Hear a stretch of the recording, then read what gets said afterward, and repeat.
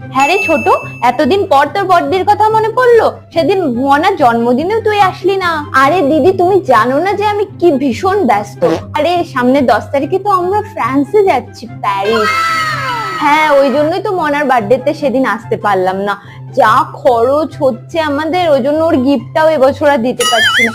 হ্যাঁ, কত লাখ লাখ টাকার গিফট তুমি আনতে, সেই তো আগের বছর এনেছিলে একটা কলম। শপিংয়েই তো 1 লাখ টাকা বেরিয়ে যাচ্ছে খরচে, ওখানে তো আর এসব পড়া যাবে না না। আর আমরা তো বিজনেস ক্লাসে যাচ্ছি প্লেনে, সবাই তো আর যেতে পারে না ওইসব জায়গায়। তোমরা তো ভাবতেই পারবে না, তোমাদের মতো মানুষ তো কখনোই যেতে পারবে না ওরকম জায়গায়।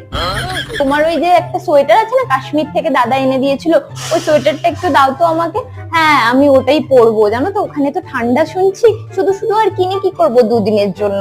আমি ভেতর থেকে সোয়েটারটা নিয়ে আসছি। আমাদের তো আর প্যারিস যাওয়ার ক্ষমতা হলো না, আমার সোয়েটারটাই না হয় ঘুরে আসুক প্যারিস থেকে।